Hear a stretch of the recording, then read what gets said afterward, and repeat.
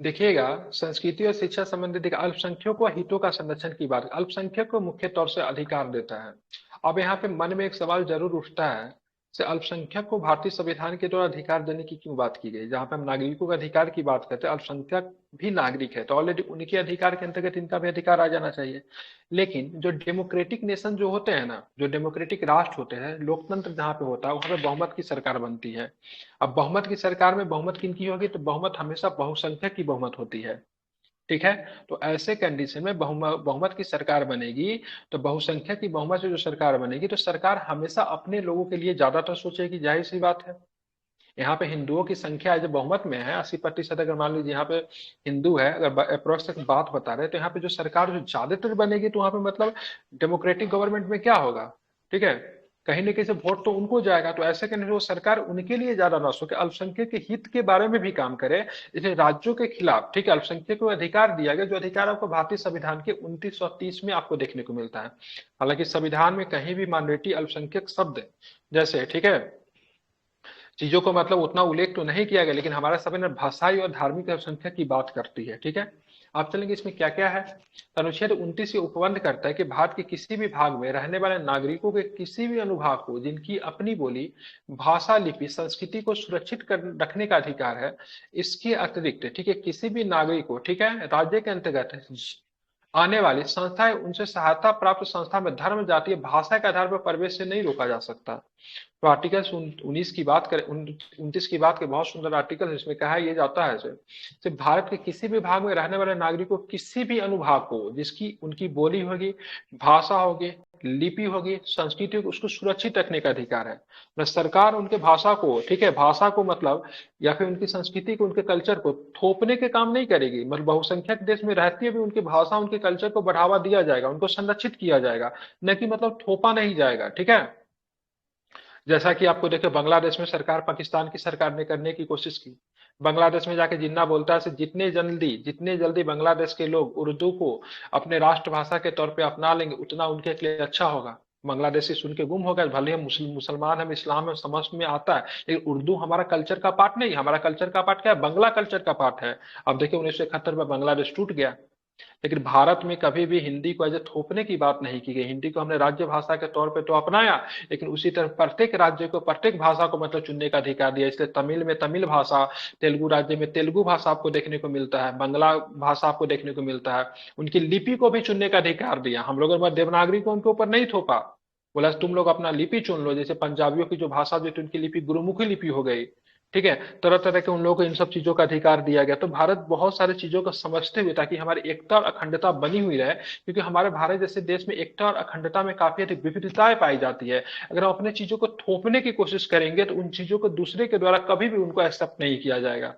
ठीक है, और फिर हमारी स्थिति भी बांग्लादेश जैसी हो सकती है। ठीक है, क्योंकि तमिल जैसे ही हिंदी का नाम लेते हैं, हिंदी हार्डवेयर शब्द का जैसे ही नाम होता है, डेमोक्रेटिक कल्चर जो हमारे यहाँ वो बहुत अधिक प्रभावित होता है। क्योंकि ज्यादातर जो प्रधानमंत्री हमारे यहाँ जो बने, कहीं ना कहीं हिंदी बेल्ट क्षेत्र से आते थे। उत्तर प्रदेश का, बिहार का दबदबा शुरू से रहा है, क्योंकि यहाँ पे हिंदी बोलने वालों की सबसे ज्यादा संख्या है। और सीट भी लगभग 150 के आसपास, 200 से ज्यादा सीट आपको हिंदी बेल्ट में आपको देखने को मिलता है। ठीक है, तो उनको हमेशा दक्षिण भारतीय राज्यों को डर बना रहा था हिंदी से, कहीं से हमारे ऊपर इस कल्चर को थोप न दिया जाए। इसलिए भारतीय संविधान में उनके भाषा को, उनके संस्कृति को बढ़ावा देने की बात की है। अल्पसंख्यक का डिफिनेशन क्या होगा? अल्पसंख्यक का डिफिनेशन क्या होगा? तो अल्पसंख्यक का कोई सटीक डिफिनेशन नहीं है। हम ये नहीं कह सकते से आप लोग, अगर मान लीजिए अब यहाँ पे बिहार में हम क्या, हम बहुसंख्यक में आते हैं कि नहीं आते बहुसंख्यक में? हमारी भाषा हिंदी, हम बिहार में बहुसंख्यक में है। हम मद्रास में जाएंगे, हम लोग संख्यक हो जाएंगे। तो हमारे संविधान में अल्पसंख्यक को कोई सटीक डिफिनेशन नहीं दिया है। अल्पसंख्यक के संदर्भ में क्या कहते हैं? भाषाई और धार्मिक अल्पसंख्यक की बात करते हैं। ठीक है, अगर आप यहाँ पे बहुसंख्यक है, दूसरे स्टेट में जाइए, तुरंत आप अल्पसंख्यक हो जाओगे। ठीक है, आप यहाँ पे हिंदी खूब बोल रहे हो, आप तमिलनाडु में जाओ, आप अल्पसंख्यक हो जाएंगे कि आपकी भाषा हिंदी वहां पे कोई नहीं जानता है। तमिलनाडु का आदमी, ठीक है, तमिलनाडु में बहुसंख्यक है, बिहार में आएगा अल्पसंख्यक हो जाएगा। तो इस तरीके से अल्पसंख्यक का कोई सटीक डिफिनेशन जो है आपको इंडियन कॉन्स्टिट्यूशन में आपको कहीं भी नहीं देखने को मिलता है। ठीक है, समझ रहे हैं मेरी बातों को? जी सर। हालांकि भाषाई और धार्मिक अल्पसंख्यक की बात कही गई है। ठीक है, चलिए आप देखेंगे भाषा और धर्म, भाषा के आधार पर तो बता दिया, धर्म के आधार पर अल्पसंख्यक। अगर मान लीजिए कोई धर्म अपने राज्य में बहुसंख्यक में है, लेकिन कोई जरूर नहीं सो दूसरे राज्य में जाएगा। जैसे मान लीजिए हम अगर जाते हैं गोवा में, तो गोवा में ठीक है ईसाइयों की संख्या बहुत ज्यादा है। ठीक है, पुडुचेरी में जाएंगे तो वहां पे ईसाई, मिजोरम में लगभग 80% से अधिक ईसाई की संख्या है। अब अपने राज्य में ठीक है सनातनी हो, सनातन धर्म से आपका बिलोंग होता है, आप जाइए वहां पे जाकर अल्पसंख्यक हो जाए, लेकिन वहीं के लोग जब बिहार राज्य में आएगा तो यहाँ पे बहुसंख्यक हो जाएगा। तो इसीलिए अल्पसंख्यक को सटीक डिफिनेशन नहीं दिया गया है। डिपेंड करता है क्षेत्रवार के ऊपर, बहुत अधिक डिपेंड करता है। ठीक है, पहली व्यवस्था एक समूह के अधिकारों की रक्षा करती है, जबकि दूसरी व्यवस्था नागरिकों को व्यक्तिगत सम्मान की रक्षा करती है, किसी भी समुदाय से संबंध हो। ठीक है, तो पहली व्यवस्था जो है ठीक है समुदाय की रक्षा करे। समुदाय क्या हो गया, कोई मुस्लिम समुदाय से होगा, कोई हिंदू समुदाय से, कोई सिख समुदाय से हो सकता है। और दूसरी व्यवस्था जो है सो व्यक्तिगत अधिकार की भी रक्षा करती है। ठीक है, तो समुदाय की भी बात होती है और व्यक्तिगत अधिकार की भी बात होती है। साथ में बात करेंगे अनुच्छेद 29 धार्मिक और भाषाई अल्पसंख्यक। ठीक है, दो ही प्रकार के अल्पसंख्यक की बात की, कोई तीसरा अल्पसंख्यक नहीं हमारे यहाँ। कौन सा अल्पसंख्यक है, भारतीय संविधान में क्या लिखा हुआ है, तो धार्मिक और भाषाई अल्पसंख्यक को सुरक्षा प्रदान करता है। हालांकि उच्चतम न्यायालय ने व्यवस्था दी है कि अनुच्छेद अनुच्छेद की व्यवस्था केवल अल्पसंख्यकों के मामले में नहीं, जैसा कि सामान्यतः माना जाता है, क्योंकि नागरिकों के अनुभाग शब्द का अभिप्राय अल्पसंख्यक एवं बहुसंख्यक दोनों से निकल कर आता है। उच्चतम न्यायालय ने यह व्यवस्था की कि भाषा की रक्षा में भाषा के संरक्षण हेतु आंदोलन करने का अधिकार भी सम्मिलित है। भाषा के संरक्षण से हेतु क्या कर सकते हैं, आंदोलन भी क्या कर सकता है, उसी में भाषा का अधिकार भी इसी में शामिल हो जाता है। ठीक है, इसको आपको ध्यान में रखना है। ठीक है, अतः नागरिकों के एक अनुभाग की भाषा के संरक्षण हेतु राजनीतिक भाषण वादे अभी जनप्रतिनिधि अधिनियम 1951 का उल्लंघन नहीं करते हैं। ठीक है, इसीलिए जनप्रतिनिधि अधिनियम जो है 1951 में आया था, इलेक्शन के समय ये चर्चा में काफी रहता है। तो आप देखोगे तो यहाँ पे क्या बोला गया, से भाषा के, ठीक है ध्यान, भाषा की रक्षा में भाषा के संरक्षण हेतु आंदोलन करने का अधिकार भी शामिल है। अतः नागरिकों के एक अनुभाग की भाषा के संरक्षण हेतु राजनीतिक भाषण या वादे जनप्रतिनिधि अधिनियम 1951 के उल्लंघन नहीं करते। ठीक है, और कोई व्यक्ति किसी भाषा को बढ़ावा देने की बात कर रहा है तो 1951 वाला जनप्रतिनिधि अधिनियम उसका उल्लंघन नहीं होगा। इस आधार पे उनको, नेता को गिरफ्तार वगैरह ये सब नहीं किया जा सकता है। ठीक है, वो किसी भाषा को लेकर भाषण वगैरह दे सकता है। इसीलिए आप देखिएगा ममता बनर्जी जैसे या फिर कोई क्षेत्रीय नेता हमेशा ठीक है बंगला मानुस ये सब चीजों का शब्द का प्रयोग करता है, वो अपने अपने क्षेत्र का भाषा को बढ़ावा दे रहा है, तो वो मतलब 1951 का उल्लंघन नहीं होगा। आप 30 आर्टिकल्स की क्या बात करेंगे, तो 29 तो मैंने बता दिया, ये सारी चीजें थी। शिक्षा संस्थाओं की स्थापना प्रशासन करने का अल्पसंख्यकों का अधिकार है।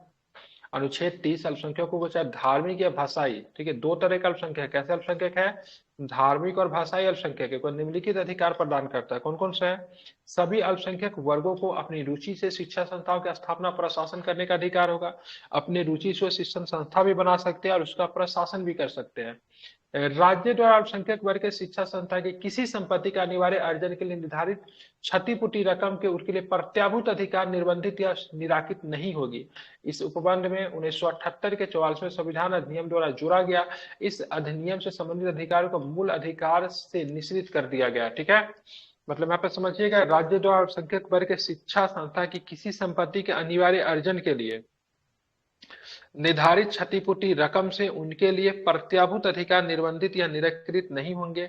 इस उपबंध में 1978 में ठीक है 44वें संशोधन अधिनियम द्वारा जोड़ा गया इस अधिनियम से संपत्ति के अधिकार को मूल अधिकार से निश्चित कर दिया गया। ठीक है, ध्यान में रखिएगा, मतलब राज्य किसी भी तरह का अल्पसंख्यक हित से जो उनके जुड़े हुए चीजें उनका क्या बोल सकते हैं, उनको कस्टडी में नहीं ले सकती है। ठीक है, अगर ऐसा करती है तो उनको मतलब पूरी तरीके से जो मतलब उनका वो होगा, पूरी तरह से उनका आर्थिक सहायता भी मतलब प्रदान करेगी। ठीक है, और 1978 में तो संपत्ति का अधिकार मतलब समाप्त कर दिया गया था, तो इसमें मतलब मूल अधिकार के द्वारा इसको भी निश्चित कर दिया गया। ठीक है, राज्य आर्थिक सहायता अल्पसंख्यक वर्गों द्वारा प्रबंधित संस्थाओं में विभेद नहीं करेगा। अब मान लीजिए राज्य अगर आर्थिक सहायता अगर किसी एक अल्पसंख्यक वर्ग को दे रहा है तो दूसरे को भी देगा, किसी भी प्रकार का भेदभाव नहीं करेगा। ठीक है, अनुच्छेद 30 की बात करेंगे तो अल्पसंख्यक, अल्पसंख्यक का मतलब भाषा एवं धार्मिक, ठीक है, कि सुरक्षा विस्तार नागरिकों के किसी अन्य अनुभाग के लिए, जैसा कि अनुच्छेद 29 नहीं है। हालांकि अल्पसंख्यक शब्द को संविधान में कहीं भी परिभाषित नहीं किया गया। पॉइंट टू बी नोट, जो मैंने पहले भी बता दिया, अल्पसंख्यक कौन होगा, नहीं होगा, इसका डिफिनेशन नहीं है, कि अल्पसंख्यक का अर्थ हमेशा क्या होते रहता है, बदलते रहता है। जैसा कि मैंने बताया, आप यहाँ पे अल्पसंख्यक हो, कहीं पे जाति आप क्या बन जाओगे, ठीक है, बहुसंख्यक बन जाओगे, और कहीं पे आप बहुसंख्यक हो तो किसी दूसरे जगह पे जाओगे तो आप क्या बन जाओगे, अल्पसंख्यक बन जाओगे, ठीक है। डिपेंड अच्छा। करता है आप किस जगह पे खड़े हो, वो मैटर करता है, ठीक है। उसी आधार पे चीजें मतलब क्या होती है, बदलती है, ठीक है। जी सर। समझ रहे हैं ना। अनुच्छेद 30 के अंतर्गत उल्लेखित अधिकार अल्पसंख्यकों को अपने बच्चों को अपनी भाषा में शिक्षा का अधिकार भी प्रदान करता है। अल्पसंख्यकों को अधिकार होगा, इसीलिए देखिएगा मुस्लिम समुदाय के जो लोग होते हैं अपने बच्चों को किस भाषा में, ठीक है, उर्दू अरबी का शिक्षा देते हैं कि नहीं देते। तो अगर हिंदू समुदाय के लोग हैं तो वो अपने बच्चे को संस्कृत में शिक्षा दे सकते हैं, है कि नहीं। जी। तो अल्पसंख्यक शिक्षा संस्थाएं 3 प्रकार की होती है। एक तो होती है राज्य से आर्थिक सहायता एवं मान्यता प्राप्त करने वाला संस्था। दूसरा, जो ऐसे संस्था जो राज्य से मान्यता लेते हैं लेकिन उन्हें आर्थिक सहायता प्राप्त नहीं होती है। और तीसरी संस्था, ऐसे संस्था जो राज्य से मान्यता या सहायता नहीं लेते। तीनों संस्था जो होता है अल्पसंख्यक के द्वारा बनाया जाएगा, ठीक है। पहला संस्था में बात करेंगे, राज्य से आर्थिक सहायता में मान्यता लेने वाले संस्था, मदरसा वगैरह इसमें आ सकता है, ठीक है। जी। एक ऐसा भी संस्था होगा जो कि मतलब उनको राज्य से मतलब आर्थिक सहायता, राज्य से मान्यता प्राप्त तो है लेकिन आर्थिक सहायता नहीं मिलती है। एक ऐसा भी संस्था होगा जो कि अल्पसंख्यक का संस्था तो है लेकिन राज्य से सहायता भी नहीं लेता है। पहले एवं दूसरे प्रकार के संस्थाओं में राज्य के अनुसार शिक्षण, स्टाफ, पाठ्यक्रम, शैक्षणिक मानक, अनुशासन, सफाई व्यवस्था होगी इसमें। क्योंकि क्या है, ये दोनों के दोनों राज्य से मतलब क्या है, मान्यता प्राप्त है। जबकि तीसरे वाला में ऐसी संस्था जो राज्य से मान्यता प्राप्त, ये सारी मान्यता प्राप्त भी नहीं, राज्य से सहायता भी नहीं ले सकते, तो यहाँ का प्रशासन कैसे चलेगा। तो जिस धर्म से संबंधित जो संस्था होगी वो उनको चलाएगा। तीसरे प्रकार की संस्था प्रशासनिक मामले में स्वतंत्र है, परंतु सामान्य कानून जैसे ठेका कानून, श्रम कानून, औद्योगिक कानून, कर कानून, आर्थिक नियम आदि आवश्यक है, ठीक है। तो यहाँ पे और भी नियम जो है, सरकार का जो नियम जो है वो सब नियम यहाँ पे लगेगा, ठीक है। बाकी पहला वाला जो है ना, पहला दूसरा वाला, यहाँ पे सरकार के जो भी नियम जो होंगे, जो कि एक शिक्षण संस्था पे लगता है, सारे के सारे नियम यहाँ पे लगेंगे। सेक्रेटरी ऑफ, ठीक है, secretary of Malankara Syrian Catholic case, कब का था, सेक्रेटरी ऑफ, ठीक है, मलनकारा सीरियन कैथोलिक, ठीक है, केस की बात 2007 के फैसले में सर्वोच्च न्यायालय में अल्पसंख्यक शैक्षणिक संस्थाओं की स्थापना एवं प्रशासन से संबंधित सामान्य सिद्धांतों को निम्नलिखित रूप से मतलब प्रस्तुत किया। क्या क्या था इसमें, तो शैक्षणिक संस्थाओं का स्थापना प्रशासन करने के लिए अल्पसंख्यकों के अधिकार के अंतर्गत निम्नलिखित अधिकार शामिल किए गए। पहला क्या है, तो अपना शासी निकाय गवर्निंग बॉडी चुनने का अधिकार होगा, जिसमें संस्थापकों को भरोसा कि वो संस्था भली भांति चला सकेगा। तो अपने में से किसी भी व्यक्ति को गवर्निंग बॉडी में चुनने का अधिकार होगा, ठीक है। गवर्निंग बॉडी बनेगा जिसमें कई लोग शामिल होते हैं, जिन पे अल्पसंख्यकों को ये जिनको भरोसा होगा ये व्यक्ति संस्था को भली भांति चला सकते हैं। शिक्षण कर्मचारी जैसे शिक्षक हो गया, लेक्चरर हो गया या फिर प्रधानाचार्य हो गया, तथा शिक्षेत्तर कर्मचारी की नियुक्ति करने साथ ही कर्तव्य में लापरवाही बरतने पर उनके विरुद्ध कार्रवाई करने का भी अधिकार होगा। तीसरा क्या, अपनी पसंद के, ठीक है, हर विद्यार्थी को प्रवेश दिलाने तथा एक सुसंगत शुल्क ढांचा स्थापित करने का भी अधिकार होगा।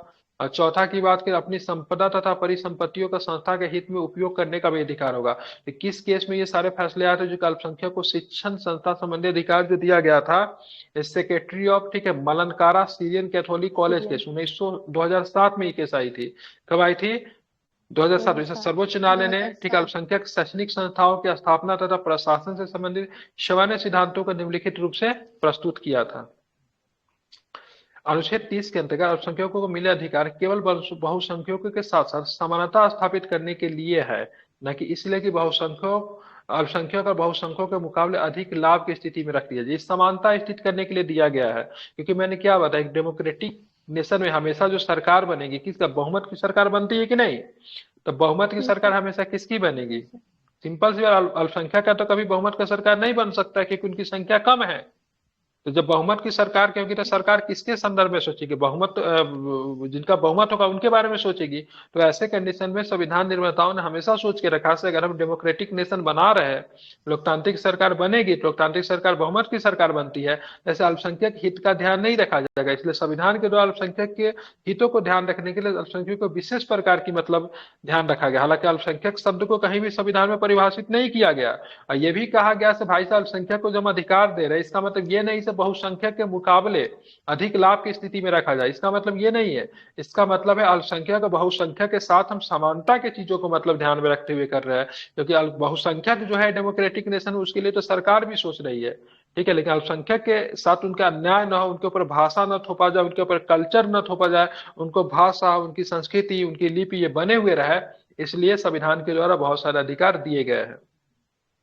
अल्पसंख्यक के पक्ष में किसी प्रकार का विपरीत भेदभाव नहीं है। देश का सामान्य कानून जो राष्ट्रीय हित, राष्ट्रीय सुरक्षा, समाज कल्याण, सार्वजनिक व्यवस्था, नैतिकता, स्वास्थ्य, स्वच्छता, कराधान इत्यादि से संबंधित है और सब पे लागू होता है। अल्पसंख्यक संस्थानों पर भी लागू होता है, ठीक है। ऐसा नहीं कि कोई उनको स्पेशल राइट मिल गया, हाँ कुछ कुछ चीजें उनको दी गई है ताकि उनके कल्चर को क्या क्या कंजर्व करके रखा जाए, ठीक है। बहुसंख्यक नेशन, देखिए कोई देश में लोकतंत्र कितना कारगर है, ठीक है, कोई देश में कितना लोकतंत्र है, लोकतंत्र का स्तर क्या, अगर ये देखना है तो उस देश में अल्पसंख्यक की स्थिति क्या है वो देख लीजिए।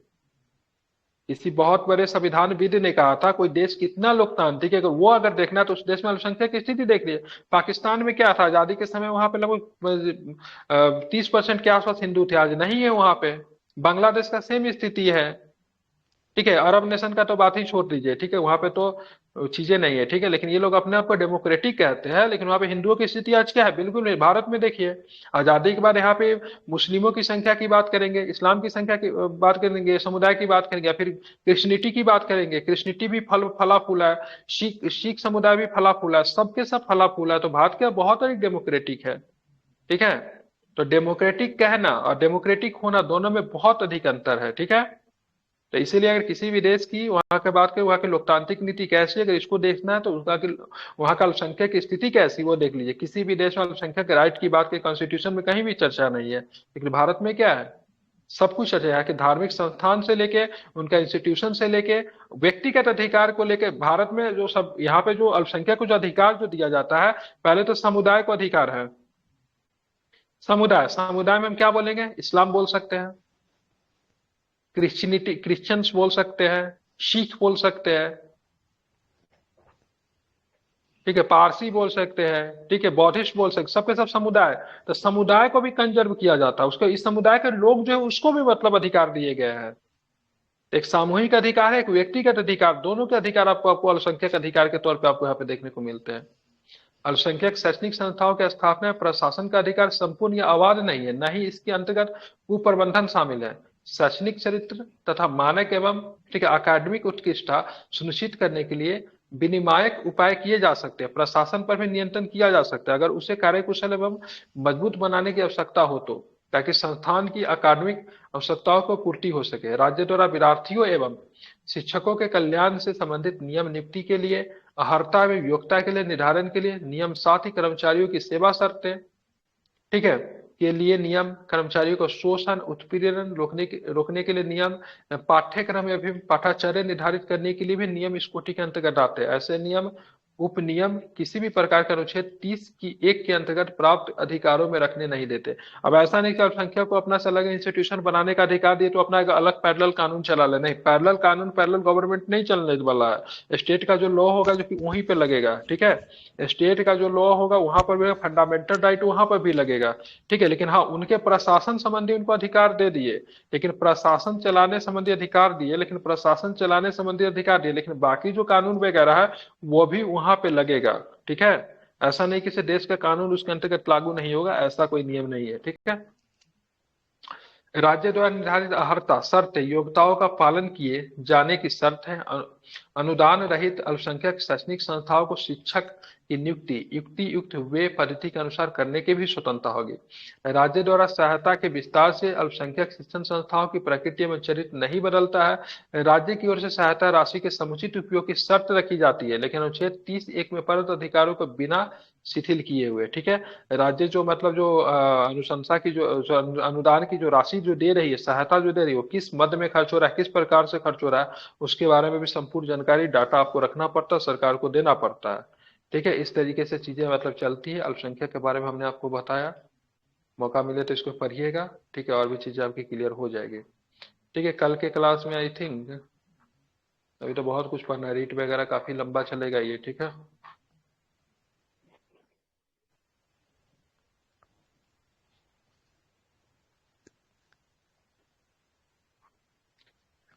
कितना तक हो गया आपका ये? तो आर्टिकल आपका 30 29 है कंप्लीट हो गया। आपका चलेगा संवैधानिक उपचारों का अधिकार। संवैधानिक उपचारों का अधिकार कितने में है? 32 में। आर्टिकल 32 जी सर। ठीक है, 32 के बाद आपका 5 प्रकार का रीट है। ठीक है, जो कि कल आपको बताया जाएगा। ठीक है, रहने देता हूँ, ज्यादा हो गया, हालांकि मेरा एक सब्जेक्ट नहीं हो पाया। ठीक है, ज्योग्राफी का जो कुछ क्वेश्चन करवाते हैं वो इतना करवाने के बाद भी रह गया। ठीक है, कल से 9 बजे से ही शुरू कर दूंगा। ठीक है।